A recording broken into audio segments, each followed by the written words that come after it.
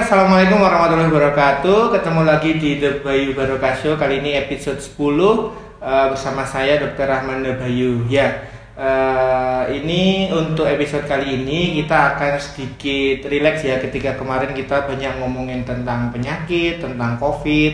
Nah sekarang untuk sedikit menyinggung tentang salah satu pelayanan di Rumah Sakit Umi Barokah kaitannya dengan pijat bayi. Ya. Nanti kita akan banyak membahas. Nah, sebelumnya kita perkenalkan dulu untuk narasumber kita ada Mbak Sita. Oke, selamat datang Mbak Sita. Ya, jadi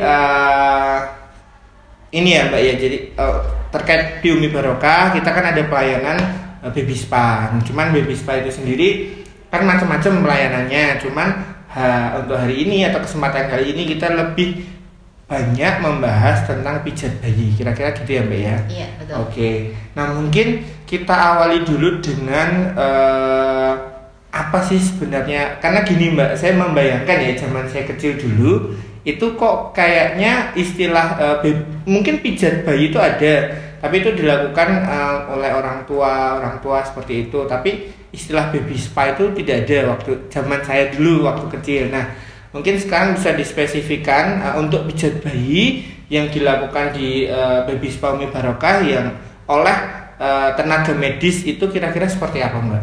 Pijat bayi sendiri merupakan bentuk manipulasi pada jaringan lunak pada tubuh seperti apa ya? Bukan seperti ya, kita megang, menggerakkan, dan atau memberikan penekanan secara gentle pada tubuh untuk memberikan pengaruh positif. Berarti memang sesuai pengertiannya, memang yang namanya pijat itu khususnya pada bayi itu ya menggerakkan, ya memegang, terus memberikan tekanan pada tubuh untuk memberikan pengaruh positif yang diharapkan seperti itu. Berarti itu untuk pengertiannya sesuai oleh ikatan anak, ikatan dokter anak. Jadi memang itu resmi. Berarti pijat bayi itu sebuah tindakan atau kegiatan resmi yang diberikan pada anak atau perlakuan resmi pada anak sehingga pada apa namanya tindakan yang benar itu memang memberikan manfaat pada tubuh anak. Oke. Nah terus sejak kapan sih si anak itu boleh atau bisa menerima pijatan bayi dari tenaga medis gitu Mbak? Untuk secara keseluruhan biasanya menunggu sampai umbilikus kering ya.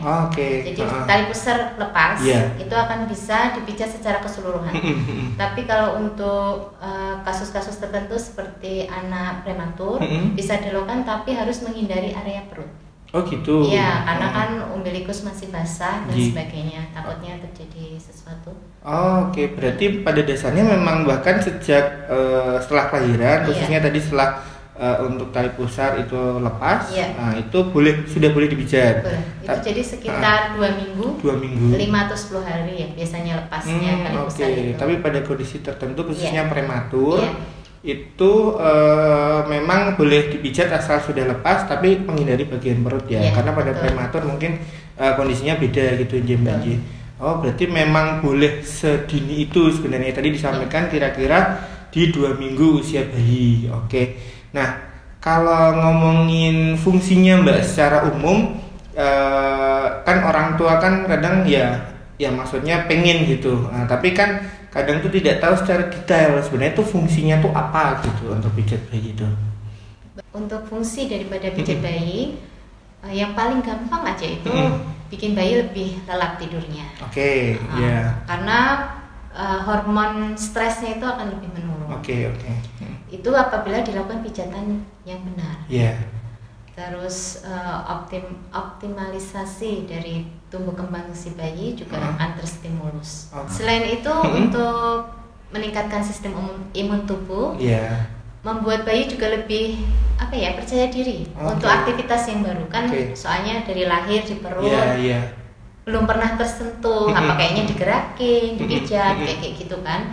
Jadinya dengan pijat ini salah satunya itu bayi jadi lebih pede dengan aktivitas baru, dengan adaptasi, belajar adaptasi, gampangnya kayak gitu.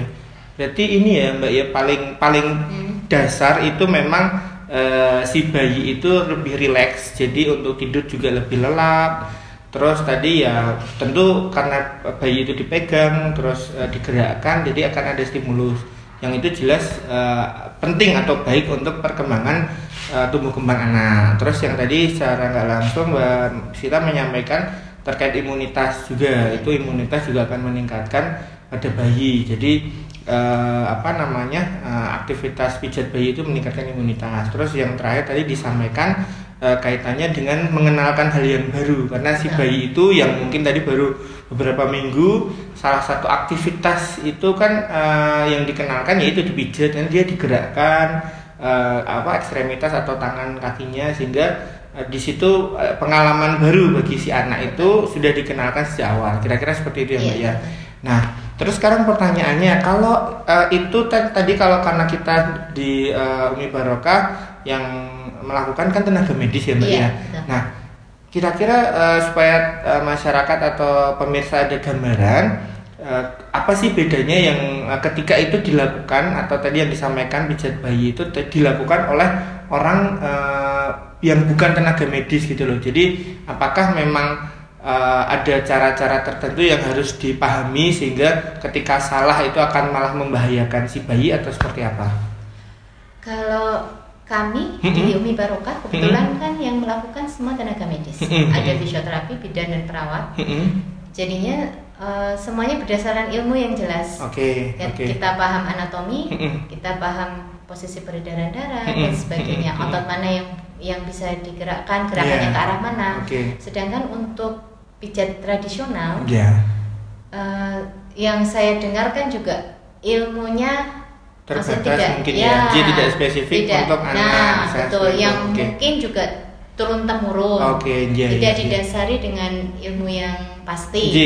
Seperti itu, justru yang kita takutkan adalah membahayakan bayi tersebut, bisa salah gerakan atau bagaimana, atau sudah belum saatnya digerakkan seperti itu, tapi sudah dilakukan, kayak gitu kan justru. Karena pada usia-usia tertentu gerakannya masih terbatas, sehingga tidak boleh, istilahnya nggak boleh asal-asalan gitu karena kan kita harus tahu anatomi bayi usia segini boleh digerakkan begini atau tidak, persendiriannya dan sebagainya. Itu ada memang ada batasan-batasannya yang dimengerti oleh teman-teman ya, karena memang basicnya fisioterapis dan tenaga medis. Nah, sementara di luaran kalau tidak dilakukan oleh tenaga medis dikhawatirkan malah bukannya bermanfaat tapi malah membahayakan, kira-kira seperti itu. Oh iya, tadi kalau batasan umur mungkin baru disampaikan batas bawahnya ya, maksudnya kalau di Umi Barokah sendiri atau mungkin di yang Mbak Sita ketahui tentang pijat bayi dengan metode yang dilakukan itu, untuk batasan usianya yang tadi usia paling muda gitu. Kalau paling gede di sini untuk usia berapa? Biasanya kalau di Umi Barokah sudah tersaring ya.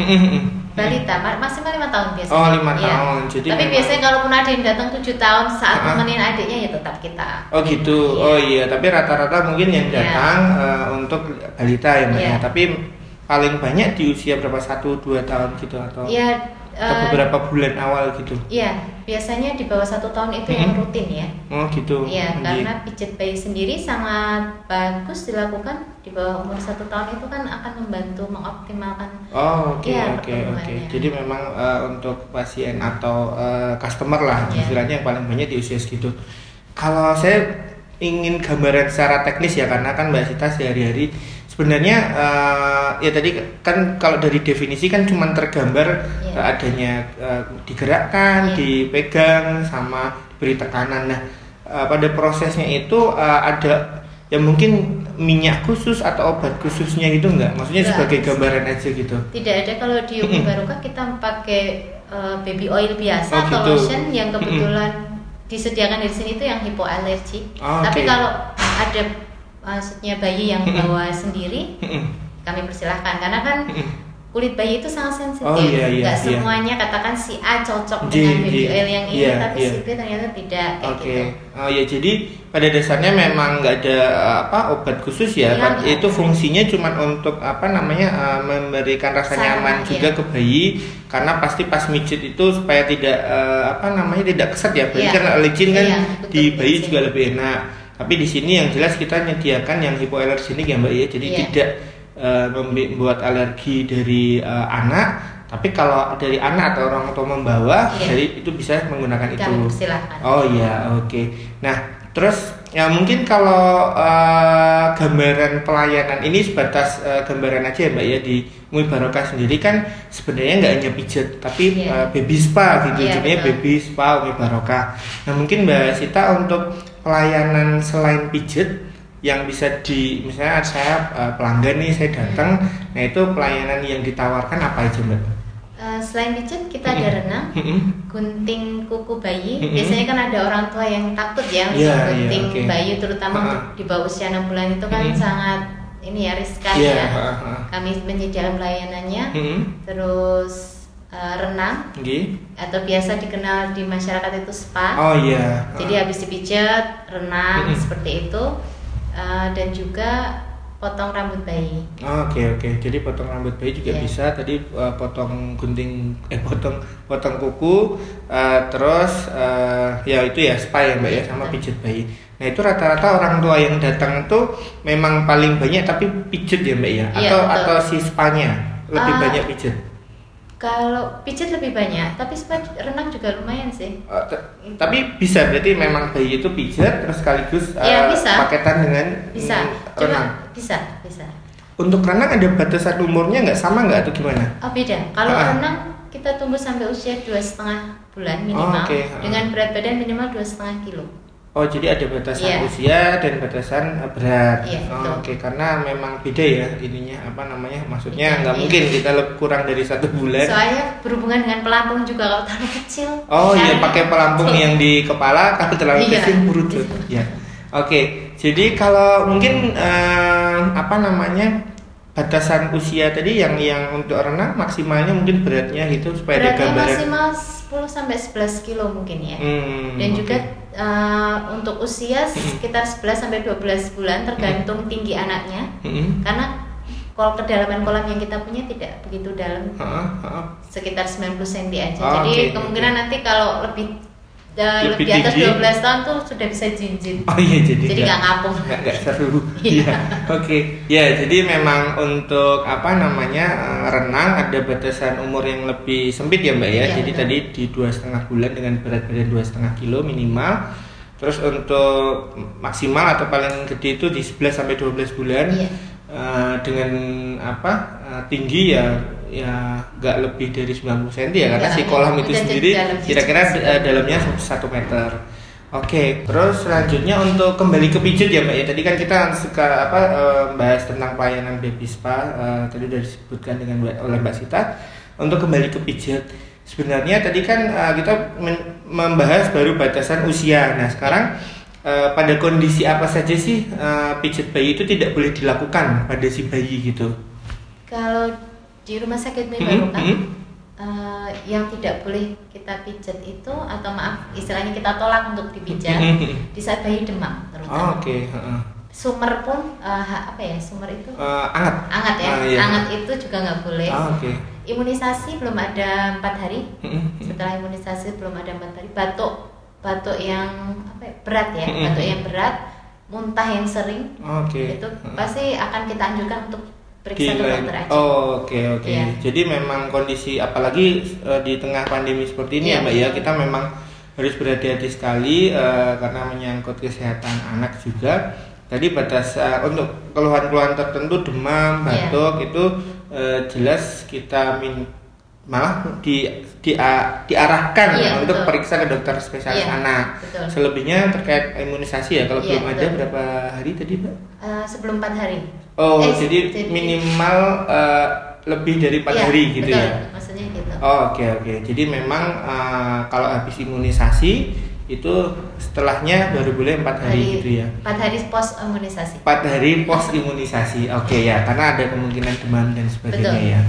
Oke. Nah terus kaitannya dengan tadi kan tidak dilakukan oleh tenaga medis, kan tidak disarankan karena memang ada gerakan-gerakan tertentu atau posisi-posisi tertentu atau bagian-bagian tubuh tertentu yang istilahnya tidak boleh sembarangan gitu. Nah kalau oleh ibunya sendiri, maksudnya kan kadang kan ibunya juga mijet, nah itu apa yang perlu diketahui? Apakah memang mending jangan atau selama si ibu memahami atau seperti apa Mbak? Sebetulnya sih masih aman. Kalau ibunya sendiri pasti akan lebih hati-hati ya dibanding maksudnya pijat tradisional yang profesional, maksudnya yang melakukan gitu. Kalau ibunya sendiri bisa melakukan, kan banyak sekali tutorial pijat ya yang dikeluarkan di internet, banyak sekali. Tapi biasanya memang jadi kurang maksimal. Oh gitu. Biasanya kalau ibu pijat kan seadanya ya istilahnya gitu, karena juga tutorial itu pasti memberikan seaman mungkin, mungkin kan yang nggak aman, maksudnya beresiko kan. Jadi memang kalau mau maksimal ya tetap harus dengan tenaga medis yang melakukannya. Karena ya juga ya sekarang dengan adanya YouTube, mungkin ada, saya malah belum pernah ngecek sih, tapi pasti ada ya Mbak ya itu tutorial itu. Dan ya itu tadi kembali lagi ketika walaupun sudah diajarkan seaman mungkin, tapi pada prakteknya tidak sesuai malah membahayakan. Pun itu dilakukan dengan benar, jatuhnya nggak maksimal gitu ya Mbak ya. Jadi kalau memang pengen dengan untuk mendapatkan manfaat tadi, ya bisa ke spa Baby Spa Barokah. Jadi kaitannya dengan tadi layanan di Baby Spa, Mbak Sita udah menjelaskan memang paling banyak pijat gitu ya Mbak ya. Yang mungkin untuk spa atau renang bayi juga teman beda-beda batasan usianya. Nah, ini enggak Mbak, sekiranya sekarang dari anak-anak atau pasien itu dari Mbak Sita dan rekan-rekan memberikan screening tumbuh kembang juga gitu mungkin Mbak, karena kan kadang sebagai orang tua tuh kalau belum pernah punya putra misalnya atau nggak ada pembandingnya misalnya, ya kadang nggak tahu ini si anak ini sebenarnya telat nggak gitu tumbuh kembangnya, baik itu fisik maupun kemampuan. Jadi belum bisa apa itu kadang seperti apa Mbak? Apakah mereka tuh juga nanya gitu loh? Ada beberapa yang bertanya karena memang mungkin cari tahu ya. Anak saya ini sudah ini belum sih masuk harusnya ke seperti apa gitu ya. Tapi ada juga yang diam. Biasanya kalau yang diam kita yang aktif. Kita menanyakan sudah bisa tengkurap belum, sudah bisa miring belum, ini udah usia berapa, sudah bisa duduk belum atau merangkak kayak gitu. Kalau memang masih dalam batas yang wajar, kita tidak anjurkan untuk berkonsultasi ke ahli selanjutnya seperti katakan spesialis anak, apakah ini ada gangguan yang serius atau tidak. Tapi jadi kita biasanya cuma memberi ibu nanti di rumah distimulasi seperti ini. Berarti untuk stimulasinya juga diajarkan gitu si ibu. Kita ajarkan yang kita bisa untuk menstimulasi anaknya sehingga ibunya juga bisa melakukannya sesimpel atau sederhana lah. Tapi sudah diajari terlebih dahulu. Nggak kayak fisioterapi di rumah sakit enggak. Kita lakukan yang bisa ibu lakukan di rumah. Tapi pada kondisi-kondisi yang memang jelas terlihat ada delay itu akan disarankan untuk ke dokter anak. Biasanya kita langsung sarankan. Kita juga ngomongnya akan pilih kata-kata yang sangat sopan biar tidak melukai perasaan kan ya. Tapi memang kadang kan itu harus diketahui oleh orang tua karena jangan sampai malah semakin mundur, semakin tertunda. Padahal seharusnya bisa segera pada kondisi-kondisi tertentu memang ada penundaan tumbuh kembang. Tapi ya benar dari Mbak Sita, kalau memang ada yang jelas terlihat atau terdeteksi ya memang baiknya langsung ke dokter spesialis anak gitu ya Mbak ya. Terus kalau ini sebenarnya kalau pas midget itu memang kelihatan kalau ada apakah itu sesuatu yang ditanyakan atau kelihatan gitu Mbak waktu midget nih kok belum bisa duduk, harusnya usianya sekian gitu gimana? Biasanya kita ngobrol ya, kan interaksi lah. Nggak mungkin kita midget diem-dieman gitu kan nggak. Justru kalau ada ibunya yang cuek katakan main handphone atau apa kita ajak ngobrol. Terus anaknya sudah bisa apa? Karena kan dari usia kan kelihatan. Kalau screening awal datang kita tanya usia berapa. Oh udah 3 bulan, udah bisa tengkurap belum? Balik sudah bisa belum? Kayak gitu. Baru kok ini kok agak begini ya gitu, kok sepertinya serius gitu, sudah saatnya imunisasi. Saya biasanya nanya gitu kan.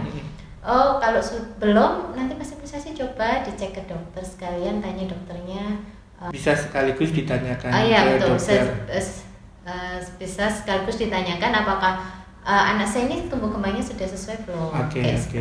Ya benar-benar screening awal aja ya Mbak ya, karena memang sesuai kompetensinya. Tapi karena Mbak Sita ya ada dan rekan-rekan lainnya ada kebayangan atau dasar ilmu sehingga bisa setidaknya memberikan informasi awal itu ke orang tua. Tapi kalau untuk mendiagnosis atau memberikan terapi lebih lanjut harus oleh dokter spesialis, sehingga ya diarahkan saja ke dokter spesialis kalau memang kok ini dirasa ada tumbuh kembang yang memang delay atau tertunda seperti itu.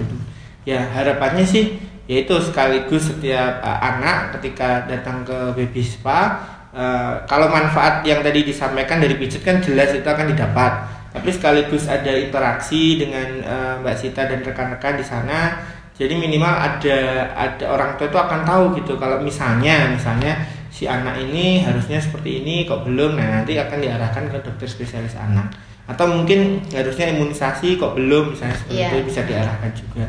Jadi kalau idealnya pijat bayi itu harusnya atau idealnya serutin apa gitu Mbak? Maksudnya apakah dia berapa hari sekali atau berapa minggu sekali gitu? Jadi kalau ibunya sendiri yang melakukan setiap hari tidak apa-apa. Oke. Tapi itu untuk catatan bayi sehat ya. Oh iya. Tapi kalau untuk dengan tenaga profesional, dengan tenaga medis, 1 minggu sekali sudah cukup. Oke, jadi pada dasarnya kalau memang ibunya menguasai teknik-tekniknya tadi, mau setiap hari juga nggak apa-apa, karena kan semakin banyak interaksi antara ibu dan anak itu semakin baik. Bondingnya kan semakin bagus. Tapi kalau untuk dengan tenaga kesehatan di baby spa dengan manfaat yang diharapkan sebenarnya 1 minggu sekali aja cukup gitu ya Mbak ya. Iya, betul. Oke, nah sekarang kita hubungkan coba ya Mbak ya dengan kondisi saat ini pandemi COVID seperti ini. Kira-kira ada yang perlu diketahui orang tua anak enggak ketika mereka ingin gitu pijat bayi, ingin tetap mendapatkan manfaat itu tetapi tanpa ada resiko untuk terkena COVID gitu? Monggo. Insya Allah kalau untuk prosedural rumah sakit Umi Barokah kita aman. Karena kan dari garda depan sudah sangat ketat screening screeningnya itu sangat ketat. Cuman kita mengharapkan penghantarnya seminimal mungkin. Oke, itu berarti dari orang tuanya ya. Penghantarnya seminimal mungkin, memakai masker tentunya. Orang tuanya harus pakai masker. Tidak dalam kondisi sakit pengantarnya, bayi juga, anak juga. Untuk di bawah 1,5 tahun mungkin kurang. Nggak bisa ya pakai masker ya berarti ya. Oke, berarti memang untuk anak masih bayi kan ya sudah nggak usah pakai masker gitu. Terus? Kalau untuk anak di atas 1,5 tahun sampai usia 5 tahun untuk pijat kami harapkan tetap dipakaikan masker. Karena kan sudah bisa diberitahu dan aman ya. Oke. Gitu. Selebihnya mungkin tetap rajin ya, itu kan sebenarnya prosedur standar ya dengan kondisi sekarang, pakai masker, cuci tangan. Tapi tadi kondisi khususnya itu kalau bayi, karena kebanyakan bayi ya belum bisa digunakan masker sehingga ya tidak perlu digunakan masker, tapi orang tua harus menggunakan masker. Terus tidak baik anak maupun orang tua tidak dalam kondisi demam atau ada keluhan ya Mbak ya. Terus kalau tadi pesannya dari Mbak Sita, pengantarnya jangan banyak-banyak karena gerombol seperti itu. Tapi yang jelas rumah sakit sudah melakukan upaya untuk mencegah penularan COVID di rumah sakit Umi Barokah. Ya, jadi baik untuk baby spa maupun untuk pelayanan yang lain kita selalu melakukan screening di depan. Jadi insya Allah untuk hal seperti itu bisa dihindari dan lebih aman. Oke, nah jadi gini Mbak, nanti kan kita kan memang tadi udah ngomongin tentang baby spa secara umum, pelayanannya apa aja, terus pijat bayi khususnya manfaatnya seperti apa, terus caranya seperti apa yang harus dihindari dan boleh dilakukan. Nah sekarang kita sekalian menginformasikan, jadi kan istilahnya melaunching. Jadi di tengah kondisi seperti ini banyak pasien sebenarnya yang tanya bisa home care enggak. Nah berangkat dari situ kita mulai bulan Juni ini bisa melayani home care. Nah kalau untuk home care nanti berarti dari Mbak Sita dan rekan-rekan yang akan datang gitu ya Mbak ya. Oke, tapi pelayanannya terbatas di pijat sama potong bayi. Ya, jadi utamanya pijat. Tapi kalau kemarin juga ada yang nanya potong seperti apa, insya Allah nanti kita juga akan memberikan pelayanan untuk home care. Jadi memang sementara kita batasi untuk radiusnya 5 km ya Mbak ya dari Rumah Sakit Umi Barokah. Itu pun harapannya sudah mengcover Boyolali Kota. Nah nanti teman-teman dari Mbak Sita dan rekan-rekan ada 3 orang ya Mbak ya. Nah itu akan ya istilahnya bergantian ketika ada panggilan untuk home care, ya nanti akan datang seperti itu. Nah terus ya pelayanannya memang dimaksimalkan untuk pijat, karena kalau untuk spa itu kan memang butuh kolam, butuh air dan sebagainya, itu nggak mungkin dilakukan, sehingga kita maksimalkan untuk pijat dan mungkin kalau ada yang mengendaki potong. Tapi itu nanti merupakan pelayanan yang terpisah ya, karena kan SDM-nya beda untuk yang pijat sama yang potong. Jadi nggak usah khawatir, nanti disampaikan aja kebutuhannya apa, misalnya pijat ya disampaikan nanti yang akan datang dari Mbak Sita dan rekan-rekan yang memang tugasnya pijat misalnya seperti itu, yang potong juga akan tugasnya potong. Jadi tadi sudah banyak sekali pembahasannya, yang jelas misi kita atau diskusi ini supaya disaksikan pemirsa masyarakat tahu dulu bahwa di Rumah Sakit Umi Barokah ada pelayanan baby spa dengan pelayanan yang macam-macam, mulai dari spa atau renang, pijat, gunting kuku, potong rambut. Nah tadi khususnya Mbak Sita membahas tentang pijat bayi ya. Jadi pijat bayi itu dengan yang memang ada dasarnya, itu sesuatu yang memang dibutuhkan oleh anak. Terus batasannya seperti apa, batasan usia, batasan apa yang boleh dilakukan, apa yang nggak boleh dilakukan, siapa yang boleh melakukan, siapa yang tidak boleh melakukan, sehingga tetap yang didapatkan adalah manfaat, tidak malah membahayakan si bayi. Kira-kira seperti itu. Nah sekaligus tadi kita di akhir tadi kita launching ya Mbak ya untuk program baru dari Rumah Sakit Umi Barokah, khususnya di baby spa. Jadi ada home care baby spa ya, pelayanannya terbatas untuk pijat sama potong, tapi insya Allah memang selama ini pun pelayanan utamanya pijat untuk bayi. Jadi nanti siap Sita dan rekan-rekan siap untuk jika ada panggilan dengan radius 5 km dari Rumah Sakit Umi Barokah. Kira-kira seperti itu ya Mbak ya. Mungkin kita akhiri, terima kasih kita ucapkan kepada Mbak Sita yang sudah berkenan hadir untuk berdiskusi pada hari ini. Buat pemirsa terima kasih juga sudah berkenan menonton. Semoga semakin memahami, semakin paham, semakin tahu khususnya tadi tentang pijat bayi dan layanan baby spa di Rumah Sakit Umi Barokah. Oke, sekian dulu buat para pemirsa YouTube. Jangan lupa like, subscribe, and share videonya untuk The Bayu Barokah Show episode 10 ini tentang pijat bayi dan layanan baby spa di Umi Barokah. Oke, mungkin saya akhiri. Terima kasih banyak. Saya tutup. Wassalamualaikum warahmatullahi wabarakatuh. Terima kasih.